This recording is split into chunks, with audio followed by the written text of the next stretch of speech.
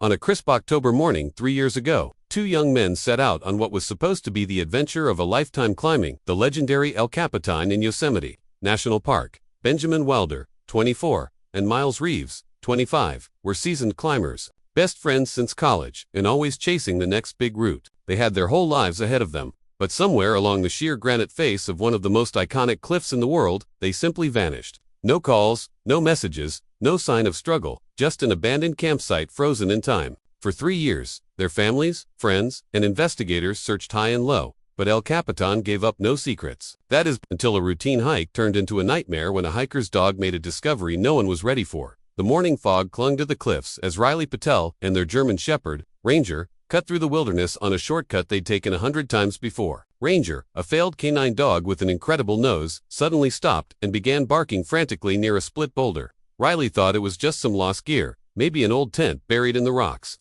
But when they shined a light into the crack, they saw something that made their blood run cold. Human remains, partially covered in dirt and wrapped in a faded blue jacket. The call to 911 was short, urgent, and it set off a chain of events that would uncover a mystery far darker than anyone could have imagined. Back in Fresno, Vera Wilder, Benjamin's older sister, got the call every family fears, the kind that brings your world to a stop.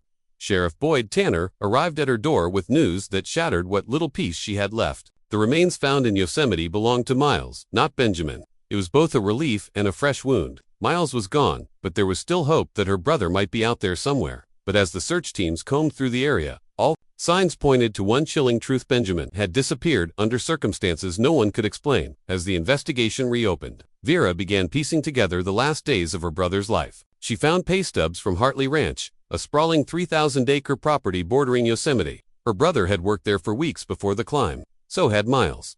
But when she visited the ranch, something didn't sit right. The owner, Vernon Hartley, a respected local rancher with a military past, seemed to know too much, ask too many questions, and remember too many details about Benjamin. And yet, he never mentioned knowing the men at all. Driven by instinct and grief, Vera took matters into her own hands. What she found on the ranch late one night would haunt her forever: a hidden bunker, thick concrete walls, and behind a heavy steel door, the sound of chains, and a voice that begged not to be left alone, one that she knew better than anyone else's, her brother's. What she uncovered was more than a missing person case. It was a story of obsession, deception, and unimaginable suffering. A story that would shake a community, expose a monster hiding in plain sight, and change everything we thought we knew about what happened to those two climbers on El Capitan. But the real question remains: how did it come to this? And what really happened in that bunker over the last 3 years? Stay with us, because the truth is just beginning to surface. The days following the rescue were a blur of hospital visits, police interviews, and media speculation. For Vera, the world outside the hospital room seemed to spin too fast, as if everyone had moved on while she and Benjamin remained trapped in the slow, painful aftermath of those 3 years. Reporters camped outside the hospital. Local news stations replayed the dramatic footage of the SWAT raid, and Vernon Hartley's face became a symbol of hidden evil. But for Vera, the real story was still unfolding, one that no headline could capture. The man lying in the hospital bed beside her was her brother, but he was also a stranger, someone who had survived, something no one should ever have to endure. The doctors were cautiously optimistic. Physically, Benjamin was recovering. His body had been starved and weakened, but with time and care, they said he would heal. It was the psychological damage that worried them most. He spoke rarely, only a few words at a time, and often stared blankly at the ceiling for hours. He didn't ask about the world he'd missed, didn't seem to want to know what had happened to Miles, and showed no reaction to photos of the life he'd once lived. Vera tried not to take it personally. She reminded herself that healing didn't happen overnight, especially not for someone who had been stripped of everything. Meanwhile, the investigation into Vernon Hartley intensified. The bunker had been sealed off, and forensic teams worked around the clock to process every inch of it. What they found shocked even the most seasoned investigators: hundreds of photographs of young men, personal items that didn't belong to Benjamin, and a disturbing collection of journals filled with Vernon's twisted thoughts. There were names, dates, and descriptions of encounters that matched the testimonies of men who had come forward since the story broke. Vernon had been living a double life for decades, preying on vulnerable young men, hiding in plain sight behind his wealth and reputation. But the more they uncovered about Vernon, the more questions arose about Benjamin. Why had he been kept alive so long? Why not kill him like Miles? The official theory was that Vernon had become obsessed, that he saw Benjamin as something more than just another victim. But Vera couldn't shake the feeling that there was something deeper, something personal that no one had uncovered yet. She spent hours going through the evidence with Lieutenant Chen, hoping for answers. One photo in particular caught her attention, a grainy surveillance image taken from a camera near the ranch house. It showed Vernon and Benjamin walking together, side by side, not like captor and prisoner, but like two men sharing a quiet conversation. They looked almost comfortable. It was a detail that didn't fit the narrative of pure brutality. It was a small thing, but it made Vera uneasy. Then there were the letters. Not from Vernon, those were filled with disturbing declarations of love and possession, but from Benjamin. Some were written in the margins of books found in the bunker.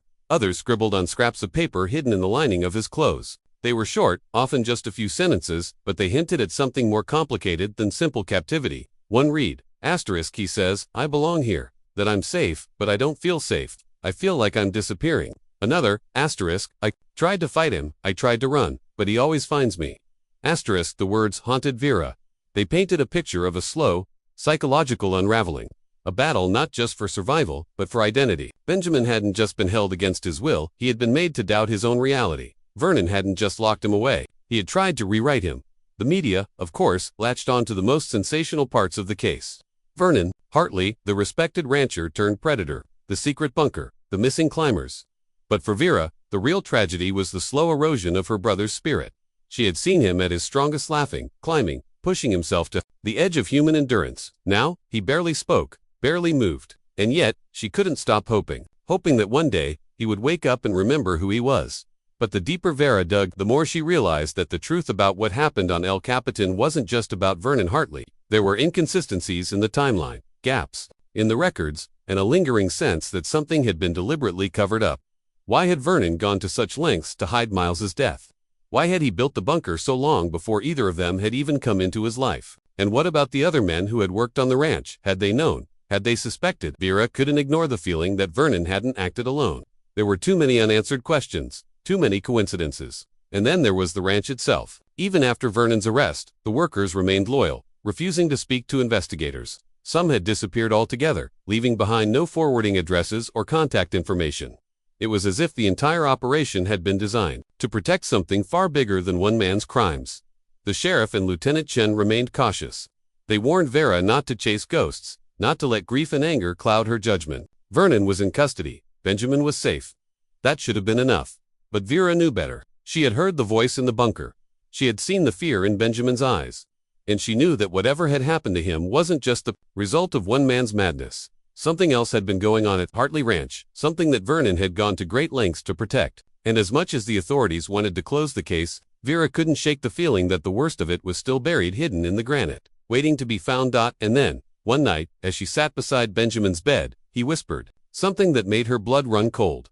I remember the fire, he said, his voice barely audible. I remember Vernon laughing. Vera froze. What fire? Benjamin didn't answer. His eyes closed again, and for a moment, she thought she had imagined it, but she hadn't. He had said something new, something that didn't match any of the known facts of the case.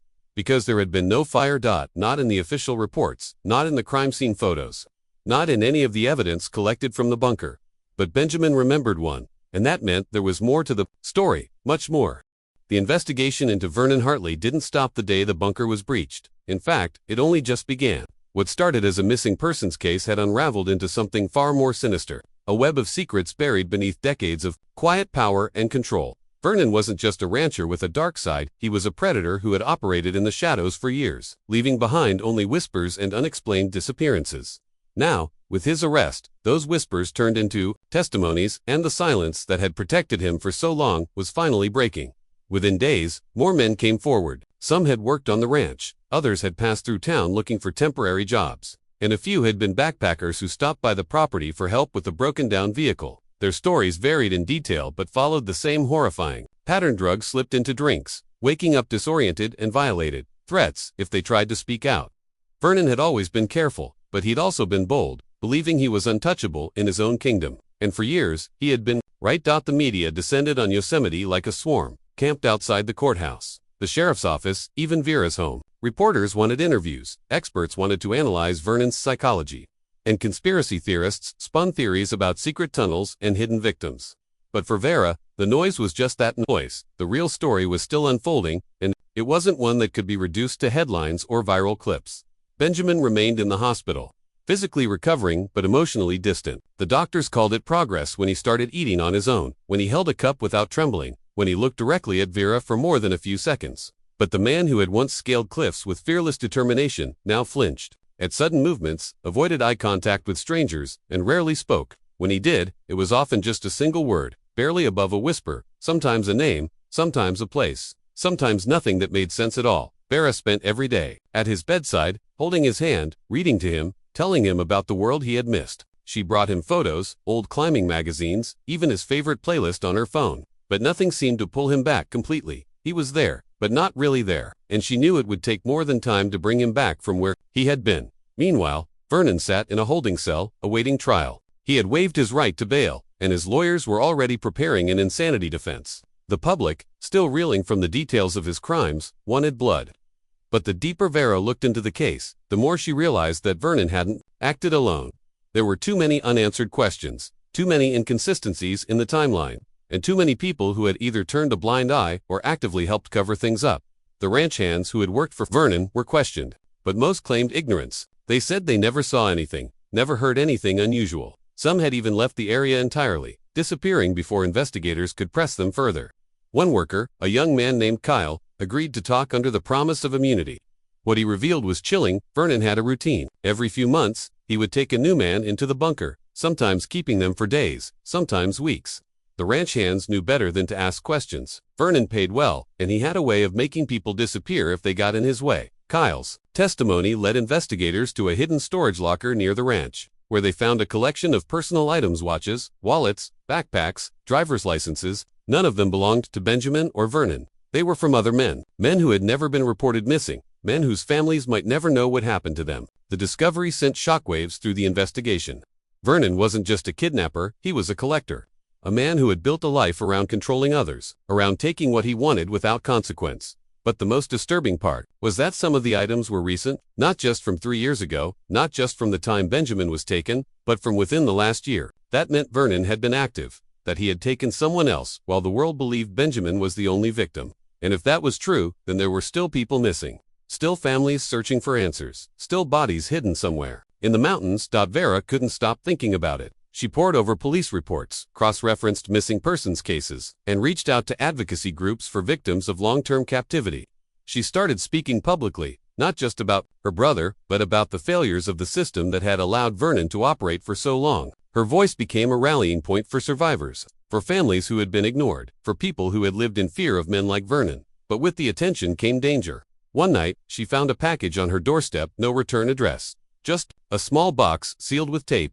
Inside was a photograph of her walking into the hospital, holding Benjamin's hand. A note was attached. Some things are better left buried. She called the sheriff immediately, but Boyd was careful with his words. They had no proof, no suspects, and no way of knowing if it was a threat or just a sick joke. But Vera knew better. Someone was watching her. Someone wanted her to stop digging. And then there was the fire. It happened 2 weeks after Vernon's arrest. Late at night, when the hospital was quiet and most of the staff had gone home, a small blaze started in the storage room across the hall from Benjamin's room, just enough to trigger the sprinklers and force an evacuation. Vera was still there, sitting by her brother's bed, when the alarms went off. The nurses rushed in, quickly moving patients to safety. Benjamin was wheeled out with the others, but Vera stayed behind for a moment, staring at the smoke curling from under the door. It didn't make sense. No one had seen anyone near the storage room. Security cameras showed nothing unusual, but Vera couldn't shake the feeling that it was no accident. Someone had tried to send a message, or worse, someone had tried to silence them both. The next morning, the hospital released a statement saying the fire was caused by an electrical malfunction. But Vera knew better. She had seen the way Vernon's eyes had hardened when he described what he had done, the way he had spoken about Benjamin like he still belonged to him. Even locked away, even facing life in prison, Vernon wasn't done, and neither were the people who had helped him. The truth was still buried, and Vera was running out of time to find it. The days after the rescue were a blur of hospital corridors, whispered conversations behind closed doors, and the constant beeping of machines keeping track of Benjamin's fragile return to the world. Vera hardly left his side. She watched as doctors worked to restore his strength, as nurses gently cleaned wounds that had never fully healed, and as therapists tried to coax words from a man who had forgotten how to speak. But the silence was the hardest part. Not the absence of sound, but the absence of him, the real Benjamin, the brother who had once laughed so hard he couldn't breathe, who had scaled cliffs with nothing but a rope and a dream. Outside the hospital, the world was exploding. Vernon Hartley was in custody, his name now synonymous with horror. The press had uncovered everything as decades of predatory behavior. The ranch that had become a prison in disguise, the hidden bunker that had held one man for 3 years. Families of other missing men came forward, their voices shaking. With grief and rage, Vernon's trial was already being called the trial of the decade. But for Vera, none of it mattered until Benjamin looked her in the eyes and remembered who she was. Then, one night, as the hospital lights dimmed and the machines hummed their quiet rhythms, Benjamin spoke. Not a word. Not even a full sentence, just a sound, low and broken, like a voice that had been locked away for too long. Vera sat up, heart pounding. She leaned closer. Ben, she whispered. His eyes fluttered open, unfocused at first, then slowly locking onto her face. He tried again, his throat dry, his lips cracked. Vera, she nearly cried. I'm here. I'm right here. He blinked slowly, as if trying to remember how to process the world. His fingers twitched against the blanket. Then, without warning, his breathing quickened. His eyes darted to the ceiling, then the walls, as if something unseen was closing. In Ben, it's okay, you're safe now. But he didn't seem to hear her. His mouth opened again, and this time, the word came out, sharp, desperate, fire. Vera froze. What? He turned his head toward her, eyes wide with something that looked like fear. He said, fire. Said it would come. Vera's stomach twisted. She had heard Vernon's confession. She knew what he had done, how had killed Miles, how he had taken Benjamin, how he had built a life around control and secrecy. But she had never heard him talk about fire. Ben, what fire? His mouth opened, but no sound came. His hand reached for hers, trembling, and then his eyes rolled back and he collapsed into sleep again. Vera sat in the silence, her heart racing. Fire. The next morning, she went to the sheriff's office. Boyd, Tanner, met her with tired eyes and a coffee he hadn't touched. Vera, he said, you should be resting. I need to know what Vernon said about fire, she said without greeting. Boyd frowned. Fire. He told Benjamin something. Something about fire. I need to know what he meant. Boyd sighed and led her to a small room where a stack of police reports sat waiting to be filed. He flipped through them, scanning, then stopped.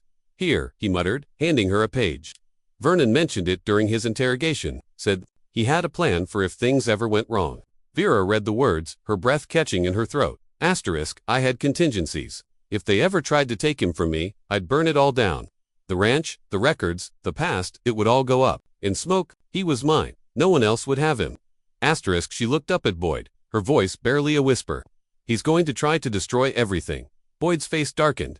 We already searched the ranch. There's nothing left to find. No, Vera said, shaking her head. He wouldn't just talk about it. He would have done something. He would have left a message, a warning, a way to make sure no one ever found the truth. Boyd hesitated. Then he nodded. Let's go. They drove back to Hartley Ranch, now sealed off with police tape and guarded by a single deputy. The place looked abandoned, like it had already been erased from history. But as they walked through the main house, Vera felt at the weight of something hidden, something waiting. The bunker had been emptied, its secrets already taken as evidence. But the house still held Vernon's things, his journals, his old photos, his letters. And in the basement, beneath a loose floorboard, they found it. A metal box, rusted at the edges, filled with documents, maps, and a single cassette tape. Vera held it in her hands like it was made of glass. What is it? Boyd asked. A message, she said. They took it to the station, found an old player, and pressed play. Vernon's voice crackled through the speaker, calm and steady. Asterisk, if you're hearing this, then I've failed. Or succeeded, depending on your point of view. Either way, you're too late. The truth is already burning. Vera's breath caught. But maybe you've found this anyway. Maybe you're smarter than I gave you credit for. So let me tell you something you won't find in any report or testimony. Benjamin wasn't the first. He won't be the last.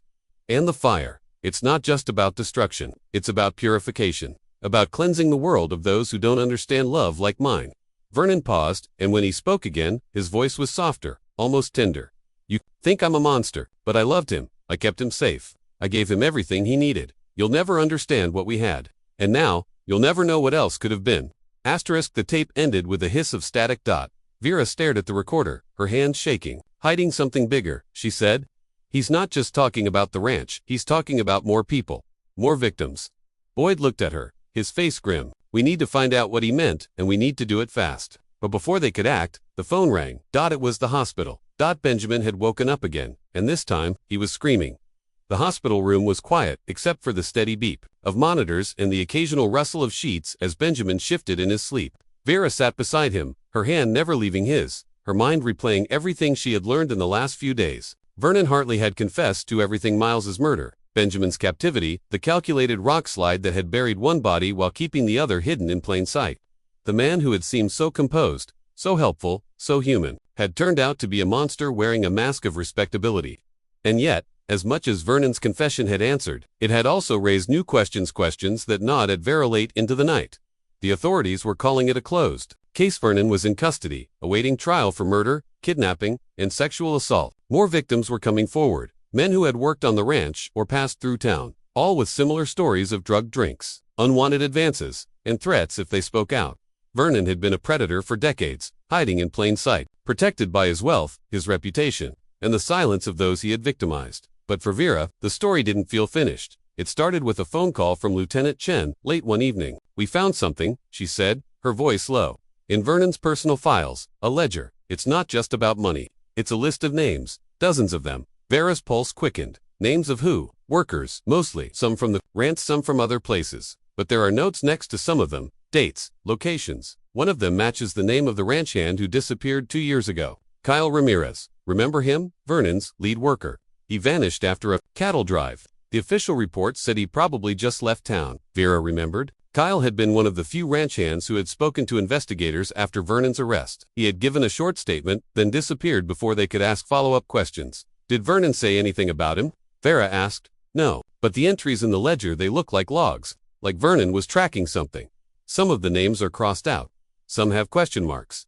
It's like he was keeping tabs on people." Vera felt a chill creep down her spine. "You think he killed them?" "We don't know yet, but we're looking into it." "And Vera, there's something else." "What?" "One of the names on the list is yours." The words hit like a punch to the gut. "Mine?" "Yes, your name is in Vernon's ledger. Dated the same week you went to the ranch to look for Benjamin. There's a note next to it. Just one word." "What word?" "Unstable." Vera sat in stunned silence.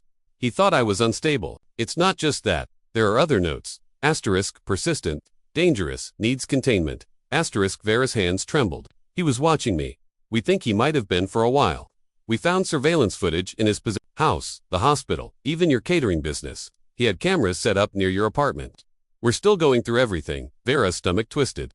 Vernon hadn't just been hiding Benjamin. He had been preparing for someone like her, someone who wouldn't stop looking, someone who would eventually come for him, and he had been ready. The next day, Vera met with Boyd and Chen at the sheriff's office. They showed her the footage, grainy, black and white clips of her coming and going, of her talking to neighbors, of her packing her car the night she went back to the ranch with the trail camera. Vernon had been watching her every move, tracking her patterns, anticipating her next step. "He knew I'd come back," she whispered. "He did," Chen said, "and he was waiting." Boyd looked uneasy. "We're still trying to piece together how long this went on, but it's clear Vernon wasn't just acting alone. There were people helping him, people who knew what he was doing and kept quiet." Vera's head snapped up. "Who?" "We don't have names yet, but we found encrypted messages on his phone. They reference a network. A group of people who provided Vernon with resources, information, even protection. It's not just about the ranch. It's bigger than that." Vera's mind raced. Vernon had always been careful. He had built a life around control, around secrecy. But this was something else. A system, a structure, a culture of silence and complicity. "Why?" she asked. "Why would anyone help him?" Chen hesitated. "Because they benefited from it?" Vera didn't sleep that night. She sat by Benjamin's bed, watching his chest rise and fall, listening to the soft rhythm of the heart monitor. He was safe now. But was he really? The next morning, a nurse came in with a visitor badge. "There's someone here to see you." Vera frowned. "I wasn't expecting anyone." The nurse shrugged. "Says he's with the district attorney's office." Vera stepped into the hallway and saw a man in a crisp suit waiting for her. He looked younger than she expected, maybe early 30s, with a neatly trimmed beard and a calm, unreadable expression. "Ms. Wilder," he said, offering his hand. "I'm Daniel Reyes with the DA's office. I know you've already given a statement, but we need to go over a few more details about Vernon's case." Vera shook his hand, but something about him felt off. "Okay, but I told the sheriff everything." Daniel smiled. "Of course, but there are some inconsistencies we need to clarify." He followed her into the room, standing near the foot of Benjamin's bed. "Your brother is lucky to have you," he said, watching Benjamin sleep. Vera didn't respond. She studied Daniel's face, the way he held himself, the way his eyes lingered a little too long on Benjamin's foreline. Then, as Daniel reached into his coat pocket, Vera's instincts screamed. She moved before he could dot. Her hand shot out, knocking his arm aside just as a small syringe clattered to the floor. Daniel's face changed instantly. The calm, polite mask fell away, revealing something cold and calculating. Vera lunged for the call button, pressing it repeatedly. Daniel backed away slowly, hands raised. "Ms. Welder, let me explain." The door burst open. To hospital security. Guards rushed in, followed by a nurse. "Call the sheriff," Vera said, her voice shaking. Now Daniel didn't resist as the guards restrained him. He just smiled. "I was only trying to help," he said quietly. Vera stared at him, her heart pounding. Help, the word echoed in her mind as the guards led Daniel away. And for the first time since finding her brother, she realized the truth. Vernon Hartley wasn't the only monster, and the story was far from over. The courtroom was packed the day Vernon Hartley stood trial. Reporters filled the back rows, cameras trained on the man who had once been seen as a pillar of the community. Now, he sat in a crisp suit, his silver hair neatly combed, his face unreadable. The prosecution painted him as a predator who had spent decades hiding in plain sight, preying on vulnerable young men, keeping one of them locked in a concrete bunker for 3 years. The defense argued insanity, claiming Vernon had been mentally unstable, a man who had lost control in a moment of desperation, but for Vera, none of it mattered. The truth was already out. The world now knew what had happened to her brother, what Vernon had done, what he had taken. Benjamin hadn't attended the trial. He was still in recovery, still struggling to reclaim the life that had been stolen from him. His body had healed, but his mind remained fragile. He spoke more now, sometimes in full sentences, sometimes just a few words at a time. He still had nightmares, still flinched at sudden movements, still didn't talk much about what had happened. In that bunker, the jury deliberated for 2 days. When the verdict came down, the courtroom fell silent. Guilty, guilty of murder, kidnapping, sexual assault, and attempted murder. The list of charges was long, the evidence overwhelming. Vernon showed no reaction as the judge read the sentence: life in prison without the possibility of parole. The courtroom erupted in murmurs. Some cheered quietly. Others wept. Vera sat still, her hands folded in her lap, her heart heavy. It was over. The man who had taken her brother, who had kept him chained in darkness, would never be free again. But as the deputies led Vernon from the courtroom, he looked directly at Vera. And he smiled. It was subtle, barely a twitch of his lips, but it sent a chill down her spine. It wasn't the smile of a defeated man. It was the smile of someone who knew something she didn't. She didn't sleep that night. The next morning, she met with Lieutenant Chen at the sheriff's office. "He smiled at me," she said, like he was proud of himself.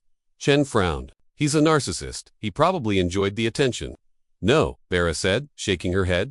"It was something else." Chen hesitated, then pulled out a file. "There's something you should see." She slid a stack of photos across the table. Crime scene photos. Not from the bunker. These were from Vernon's personal effects, found in a locked drawer at the ranch after his arrest. Vera flipped through them, and froze. The first few were of young men. Fitness models, maybe, but the later ones, those weren't from magazines. They were real. Some were unconscious. Some were bound. Some were crying. All of them were young. All of them matched missing persons reports from across the country. But it was the last photo that made her blood run cold. It was Benjamin, not the Benjamin she remembered. Not the brother who had once scaled mountains with fearless determination. This was the Benjamin from the bunker, skeletal, hollow-eyed, chained to the floor. Except he wasn't alone. There was another figure in the background. A man. His face blurred in the photo, but his posture was unmistakable. His stance, his build. It was Vernon? But that wasn't what made Vera's stomach twist. It was the second figure in the image. Standing beside Vernon, watching, a second man. Vera stared at the photo, her mind racing. She flipped through the rest of the stack, but there was no other image of the second man. Just that one, half hidden in the background. She looked up at Chen. "Who is he?" Chen shook her head. "We don't know." Vera's hands trembled. There was someone else. Chen's expression darkened. "We searched that ranch top to bottom. There was no one else." Vera swallowed hard.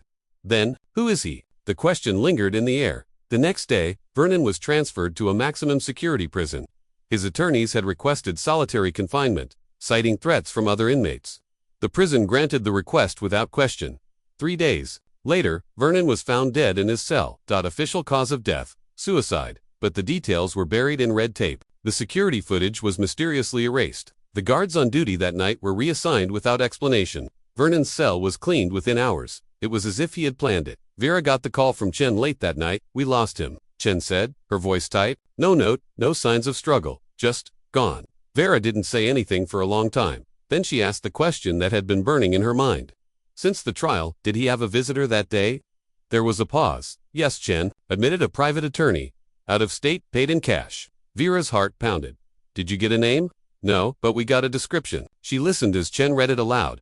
And every word confirmed her worst fear. The man was tall, athletic, late 40s, military posture, and he had a scar on his left cheek. Vernon had never had a scar, But the man in the photo did. The realization hit Vera like a punch to the gut. Vernon hadn't acted alone, and whoever that man was, he was still out there. The next morning, Vera stood at the edge of El Capitan, staring up at the granite face that had taken so much from her family. The wind was sharp, carrying the scent of pine and distant snow. She pulled out her phone and opened the folder of old photos. Benjamin at the summit of Half Dome, laughing with Miles, smiling at the camera like he had the whole world ahead of him.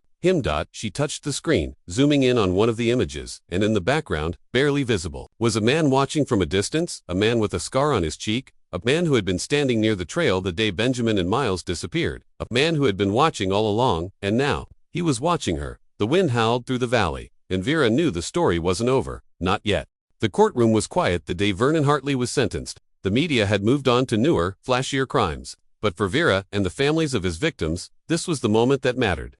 The judge read the sentence slowly, each word a hammer. Blow: life in prison without parole, with no chance of appeal. Vernon showed no reaction. His lawyers had already filed for insanity, but the jury had seen the evidence, heard the testimonies, and made their decision clear. Vera sat in the back row, her hands folded tightly in her lap. She had waited for this day, but it didn't bring the relief she had imagined. Justice had been served, but it couldn't undo what had been done. It couldn't bring Miles back. It couldn't erase the 3 years Benjamin had spent in chains. It couldn't undo the fear that still lingered in her bones. Every time she heard a car pull up outside her house, Benjamin was still in recovery. The doctors said his body was healing, but his mind remained fragile. He spoke more now, sometimes in full sentences, sometimes just a few words at a time. He still had nightmares, still flinched at sudden movements, still didn't talk much about what had happened in that bunker. The ranch was sold off in the weeks after Vernon's arrest. The land was divided among neighboring properties, the buildings demolished, the concrete bunkers sealed and buried beneath tons of earth. No one wanted a reminder of what had happened there, but Vera knew the truth couldn't be erased so easily. She had spent the last few months helping other survivors come forward. Vernon's crimes stretched further than anyone had imagined. Confirmed victims, with more coming forward every week. Some had been workers on the ranch, others had been backpackers who stopped by for help, never to be seen again. Each story was different, but they all shared the same thread: Vernon's careful manipulation, his ability to blend into the background of a small town while hiding the darkest of secrets. Lieutenant Chen stayed in touch, updating Vera on the ongoing investigations. More names were being added to the list, more crimes being uncovered. Vernon had built a life around control, and in the end, his downfall came not from a single mistake, but from the sheer weight of his own lies. But for Vera, the real battle was still happening in a quiet hospital room, where her brother lay, trying to remember who he was. The days turned into weeks, and slowly, Benjamin began to speak more. He talked about the mountains, about the feel of the wind against his face, the way the sun hit the granite at dawn. He remembered climbing routes, the names of peaks, the way the world felt when he was standing on top of it. But he never talked about Vernon, never asked what had happened to Miles. Vera didn't push. She knew healing wasn't linear. She knew some wounds took longer to close, and she knew that for Benjamin, the real climb was just beginning. One evening, as the sun dipped behind the Sierra Nevada, Vera sat beside his bed, holding his hand. "I'm sorry," he whispered. Vera looked at him, startled. "For what? For making you go through this?" She squeezed his hand. "You have nothing to be sorry for." He looked away, his voice barely above a whisper. "I should have fought harder." "You did fight," she said gently. "You survived." Benjamin closed his eyes. "I don't know who I am anymore." Vera leaned closer, her voice steady. "You're Benjamin Wilder. You love the mountains. You climb because it makes you feel alive. You're my brother, and I love you." He didn't answer right away, but when he opened his eyes, there was something different in them, something that looked like hope. In the months that followed, Vera helped Benjamin take small steps toward the world again. They started with walks in the park, then short drives through the countryside. He flinched at loud noises, avoided crowded places, but he was getting better. Slowly, one day he asked to go back to Yosemite. Vera hesitated. "Are you sure?" He nodded. "I need to see it." They drove up together, the familiar roads winding through pine forests and rocky cliffs. When they reached the valley floor, Benjamin stepped out of the car and looked up at El Capitan. The granite face loomed above them, unchanged by time, by tragedy, by the secrets buried beneath its shadow. He stood there for a long time, just staring. Then he reached for Vera's hand. "I remember the fire," he said quietly. Vera's breath caught. "What fire?" He didn't answer right away, just kept staring at the mountain. "Vernon used to talk about it. Said if anyone ever tried to take me from him, he'd burn everything down. The ranch, the records, the past." Vera felt a chill run down her spine. He never mentioned it in his confession. Benjamin turned to her, his eyes distant. Maybe he did. Maybe he just didn't say it out loud. Vera didn't ask any more questions. She knew some things would never be fully explained. Some memories would remain buried, locked away in the corners of his mind. But she also knew that Vernon Hartley had left behind more than just victims. He had left behind fear, doubt, and questions that would never be answered. But he had also left behind survivors. And that, Vera realized, was what mattered most. As they stood there, the sun setting behind the mountains, Vera felt a quiet peace settle over her. Not because the pain was gone, not because the past had been erased, but because they were still here. Still standing, still fighting, and that was enough. Benjamin never climbed again, not in the way he had before, but he found other ways to move forward, writing, speaking, helping other survivors find their voices. He became an advocate, someone who could look into the eyes of another victim and say, I know what it's like. I know how hard it is, but you can get through this. Vera stayed by his side, every step of the way. And as for the mountains, they were still there. Waiting. And one day, when he was ready, Benjamin would return. Not to face the past, but to reclaim his future.